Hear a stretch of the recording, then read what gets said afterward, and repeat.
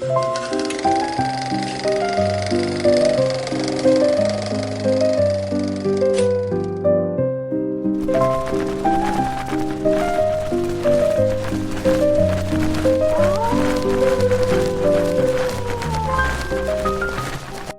there, everybody. Welcome back to Crypt Finder. So I'm going to do a little bit of a pause on the discussion I've been doing on made-for-TV horror movies. I wanted to do something just a little bit more fun. So I wanted to talk about 10 very unusual actors that have ended up playing the role of Dracula. None of these people would necessarily automatically jump to mind if playing the Prince of Darkness. So in case you didn't see another video that I did one and I'll link it at the end. It's all about different screen adaptations of Bram Stoker's novel, but this is different. It has nothing to do with Bram Stoker's work in and of itself outside of the character, but Count Dracula is such a mythic kind of figure. I mean, certainly rooted in Gothic literature, but also can very much represent sort of societal or cultural fears.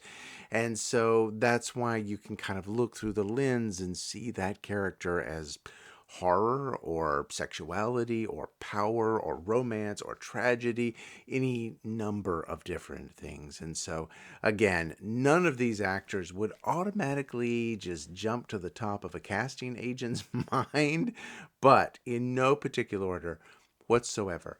I wanted to go over 10 actors and who put their own spin, for good or bad, onto this character.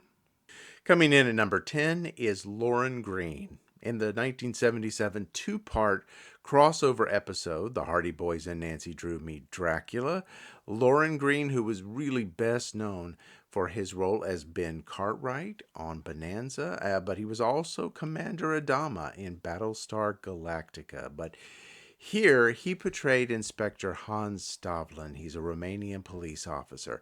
Now, technically, okay, I'm on the razor's edge here just a little bit because he's not playing Dracula directly. However, his character's belief in the vampire and his very odd demeanor toward the finale adds a layer of ambiguity. The plot here follows Frank and Joe Hardy. They travel to Transylvania because they're actually searching for their father, Fenton Hardy, who mysteriously has disappeared while investigating a series of European art thefts. They team up with Nancy Drew at a rock festival where they encounter Stavlin. He suggests that Dracula, and they also very much are implying that the historical figure of Vlad Tepes III, Vlad the Impaler, he is Dracula, but also was a vampire as well. And despite all the skepticism from others, Stavlin sort of holds this belief. Greene's portrayal of Stavlin, it stands out. It's a very unconventional take. By the end of the two-part episode, rather than embodying the Count himself, Greene's character serves as kind of a conduit for the legend's influence, blurring the lines between myth and reality. And the question sort of lingers here. Is he or is he not Dracula? You're not really sure in this. He certainly has a secret room inside the castle. There's a coffin. He dresses the part. And even some of the local attacks, yes, they could have been done just to throw off the suspicion by the local police about the art heist. But then again, by the end of the finale, Joe Hardy is the only one to witness that in a wardrobe mirror, Stavlin casts no reflection. So at the very least, he seems to definitely be a vampire, but is he actually Count Dracula? It's an intriguing exercise in how the character's essence can sort of be explored through different narrative lenses, emphasizing belief and atmosphere over direct representation. This role is notable because Lorne Greene did play Dracula in a 1949 Canadian radio broadcast that actually is a pretty good adaptation. It's been sort of truncated down to only an hour, so a lot of Stoker's material kind of gets knocked out of it, but it's very good, and Lorne Greene is excellent. People have posted that radio broadcast to YouTube, so I'll provide a link at the end. You can go give a listen and see what you think. Up next is Francis Lederer, who was really known for playing much more debonair, suave, often romantic characters. Lederer had virtually no history in horror films whatsoever. His strengths really lay in drama and sophisticated roles, often with psychological or romantic depth. Casting him as Dracula, a very odd choice, and yet he brings sort of a quiet realism to the role. There's something very jarring and unnerving about how calm and eerie he is. In The Return of Dracula in 1958, this film finds Dracula escaping his native country. He murders a Czech artist named Belak Gordal, and assuming Gordal's identity, Dracula travels to Carlton, California to live with the artist's very distant, unsuspecting American relatives. They haven't seen Belak since they were children, so nobody is really all the wiser. He integrates himself into the family, particularly captivating his supposed cousin, teenager Rachel Mayberry, while secretly establishing a lair in an old abandoned mine shaft where he hides his coffin. As mysterious deaths occur, suspicions arise, leading to a climactic confrontation. Now, if that plot sounds just slightly familiar, and you're thinking, that sounds just a wee bit like Alfred Hitchcock's classic film Shadow of a Doubt from 1943, starring Teresa Wright and Joseph Cotten, it is. It is. I mean, it is an absolute, blatant ripoff of Shadow of a Doubt, but with vampires. I'm okay with that because even in the original Hitchcock film, if Joseph Cotten had been a vampire instead of the Merry Widow murderer, that would have been somewhat more intriguing, I guess. I mean, to see that story reimagined with Dracula in it, okay, that's probably the best use of plagiarism there is. Lederer's portrayal deviates a bit from the traditional, sort of aristocratic interpretation. Instead, he depicts Dracula more as a predator, just hiding in plain sight, with like sort of just the facade of normalcy. But this wasn't his only chance.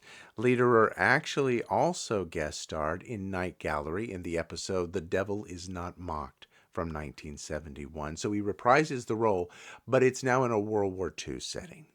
The story unfolds as an SS general and his troops seek refuge in a Balkan castle, only to discover that its owner, a mysterious count, happens to be Dracula himself. And using all of his supernatural abilities, Dracula is able to thwart the Nazis, leading to their downfall.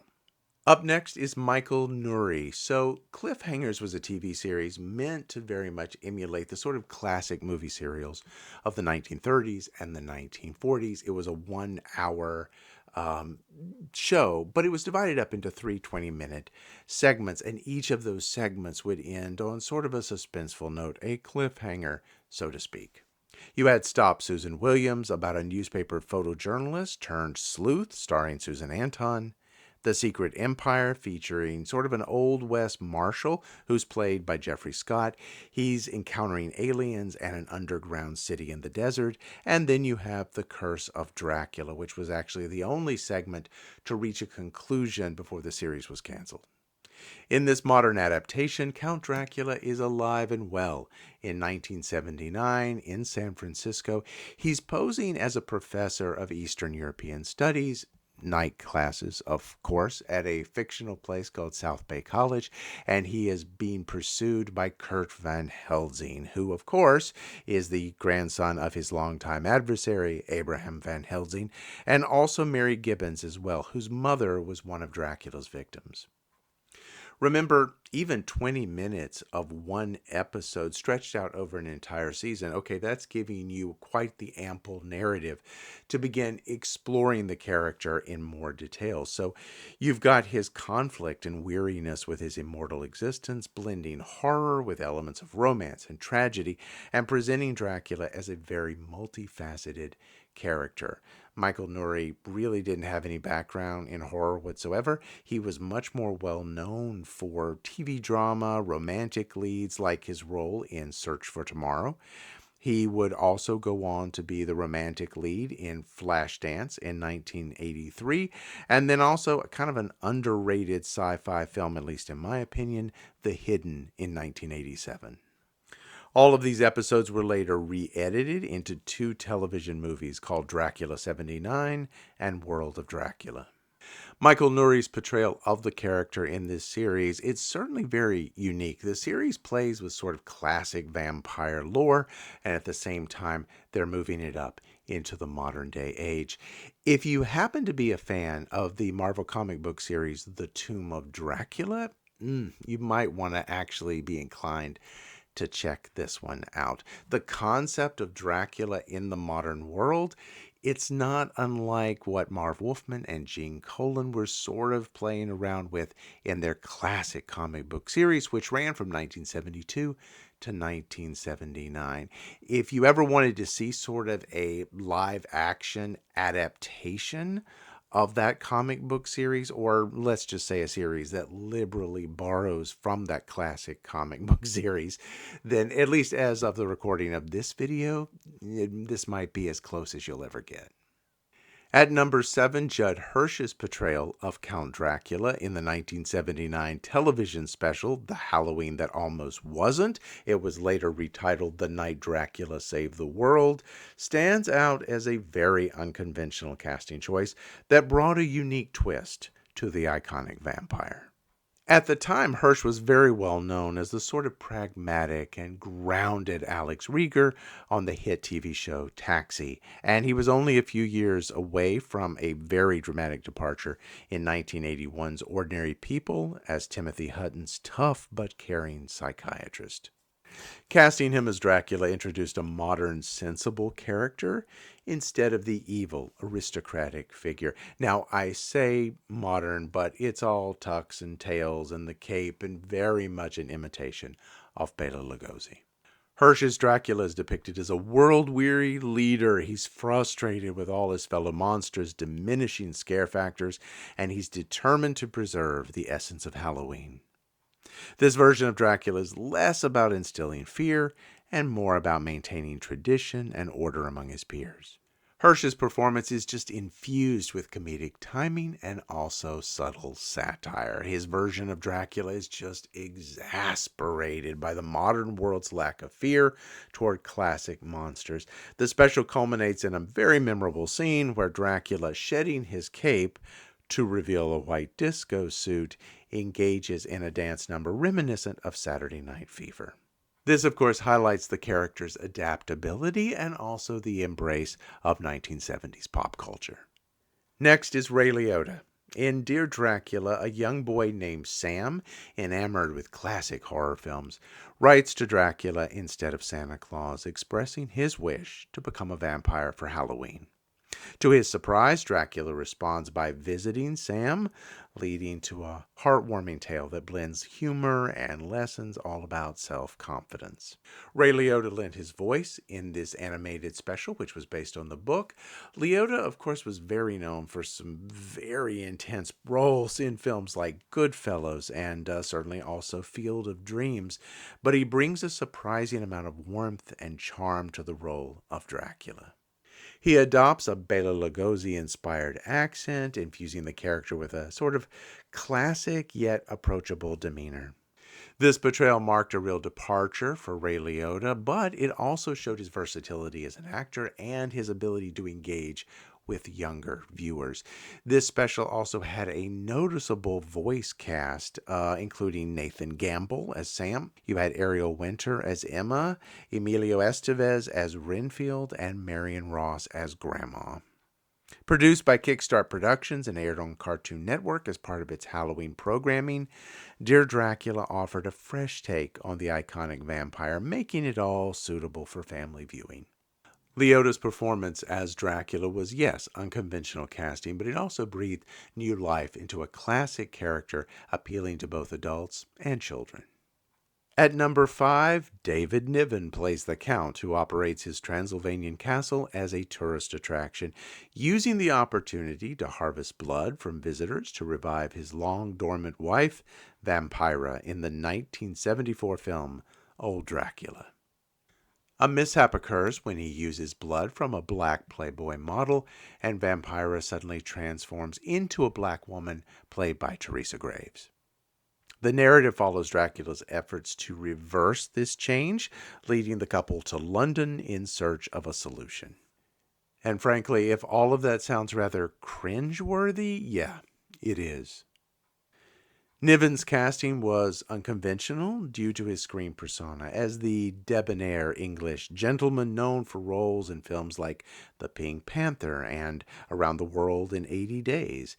His portrayal of Dracula added a refined charm and a dry wit, deviating from the traditional menacing and gothic interpretations, but it's all pretty lowbrow as the film attempts to satirize contemporary cultural themes, including the black exploitation genre, but the film concludes with a controversial scene that's frankly embarrassing for the actor and the character. However, there are a few glimmers here. You have Linda Hayden co-starring, and she was known for Hammer Studios' Taste the Blood of Dracula. Also, Veronica Carlson, who was in Hammer's Dracula Has Risen from the Grave, has a bit part as well. And David Niven's performance has a smattering here and there of what could have been. I mean, if only he had been dropped into a less racist, more interesting, engaging comedy that was, funny. At number 4 is Stephen Boyd. So in Lady Dracula, the narrative begins in 1876 with Count Dracula abducting a young countess named Barbara von Weidenborn from her boarding school. After biting her, Dracula is swiftly destroyed by an angry mob, and Barbara is sealed in her coffin. A century later, in 1976, her coffin is unearthed, leading to her revival as a vampire navigating the modern world. Stephen Boyd's appearance as Dracula is very brief. It's really just limited to that opening sequence only, but he displays certainly all of the classic vampire tropes. Boyd's casting was very unconventional because he had already established himself as a leading man in a lot of different dramas and in epics as well. He certainly will be remembered as the very vicious Masala in Ben-Hur from 1959, which earned him a Golden Globe Award for Best Supporting Actor. Transitioning from such roles to a minor part in a low-budget West German horror comedy really represented a significant departure from his earlier work, and it shows. Boyd looks kind of lost here. Lady Dracula itself attempted to blend horror and comedy, but its outdated humor and lackluster horror elements did nothing to help. The film's tone and execution did not resonate with audiences, and Boyd's brief role did little to elevate the material. Notably, Lady Dracula was actually one of Stephen Boyd's final film appearances before his death in 1977. Miles O'Keeffe also played the role of Count Dracula in 1988's horror comedy Waxworks. It stands as a very notable, unusual casting choice. O'Keeffe was primarily known for his roles in sort of the sword and sandal epics, like Ator the Fighting Eagle from 1982, which was hilariously spoofed on Mystery Science Theater 3000, but he really came to notice more as Tarzan in Tarzan the Ape Man from 1981 alongside Bo Derek. O'Keeffe brought a physically imposing presence to the role, but lacked the classical training typically associated with Dracula portrayals. In Waxworks, a group of college students visit a mysterious wax museum where each exhibit serves as a sort of portal into the world of the creature it represents. O'Keeffe's Dracula appears in one such vignette, luring a character named China into his gothic realm. The scene is stylized with elaborate sets and a blend of horror and also dark comedy. Director Anthony Hickok apparently recounted challenges with O'Keeffe really struggling with his lines, which might have added to the lack of menace associated with Dracula. He's not bad in the role, he's just kind of subdued. And his characterization, which has somewhat of a more modern appearance and limited acting ability, ultimately means that his version of Dracula, whereas is physically imposing, but not frightening. At number 2, Adam Sandler's portrayal of Dracula in Hotel Transylvania, the animated film series from 2012 through 2022. It's one of the most unexpected and unconventional reinterpretations of the characters, blending broad comedy, you've got heartfelt emotion, and also family-friendly storytelling. In Hotel Transylvania, Hotel Transylvania 2, and Hotel Transylvania 3 Summer Vacation, Sandler voices a version of Dracula who is much less the bloodthirsty creature of the night and more an overprotective single dad and savvy hotelier. He runs a resort hidden from the human world, catering to monsters as a way to protect his daughter Mavis and their kind from human hostility. Adam Sandler's Dracula is eccentric, he's neurotic, he's prone to outburst in a very thick Transylvanian accent, as in blah, blah, blah, right? As just like a parody of Bela Lugosi, even though Bela Lugosi never said that. Across the series, his character evolves from an overly cautious and controlling father into someone a little more accepting, especially in dealing with his daughter's human boyfriend and later husband, Jonathan. Casting Adam Sandler, who's really known more for his sort of irreverent humor and roles in comedies like Happy Gilmore or Billy Madison or 50 First Dates, The Wedding Singer, The Water Boy, casting him as one of horror's most iconic figures was very surprising. His brand of humor, often loud and absurdist, stood in stark contrast to the traditional Gothic sophistication and menace associated with Dracula. However, this contrast is exactly what made the character memorable. Sandler infused Dracula with pathos and parental warmth while also maintaining comedic flair. The film successfully introduced the Dracula character to a whole new generation in a non-threatening and very endearing way. And finally, we have David Carradine in Sundown, The Vampire in Retreat from 1989. Carradine plays Count Józek Martelak, an ancient vampire who has established a haven for his kind in the sun-drenched desert town of Purgatory. Seeking a peaceful coexistence with humans, Martelak introduces synthetic blood. This is way before the HBO series True Blood or any of the novels by Charlene Harris that actually inspired that series. And he also has created a sort of super intense sunblock, allowing vampires to suppress their predatory instincts and walk in daylight. However, this new way of life faces opposition from traditionalist vampires who long for the old ways. A civil war ensues, with Martelak striving to maintain harmony. And yes, in case you are wondering, Martelak is actually Count Dracula. The film blends horror, comedy, western elements, creating a very unique narrative that satirizes vampire lore. It's a quirky movie. Frankly, any film that uses Gene Pitney's Town Without Pity as their main theme, yeah, they get a thumbs up in my book. And it's also got a really fun cast. You have Morgan Brittany, Bruce Campbell, and Deborah Foreman, Maxwell Caulfield. You have Dana Ashbrook just before moving to a little town called Twin Peaks, and you have M. Emmett Walsh. Carradine's performance adds a lot of depth to the character, presenting Dracula as introspective and reform-minded, a departure from the typical portrayal of the Count as a malevolent predator. This role contributes to the film's cult status and offers a very fresh perspective on the Dracula mythos. David's father, John Carradine, had already played the character multiple times in his career in turns such as House of Frankenstein, House of Dracula, and also Billy the Kid versus Dracula. But David Carradine was more associated with his very successful TV series Kung Fu, which ran from 1972 to 1975, and later his role in Quentin Tarantino's Kill Bill, Volume 1 and 2. So yes, this was a real departure for the actor.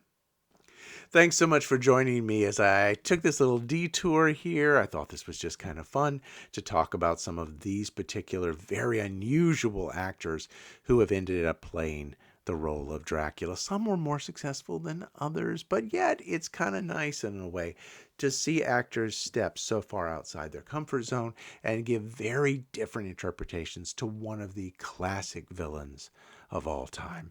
Until next time, everybody, stay curious and stay scared.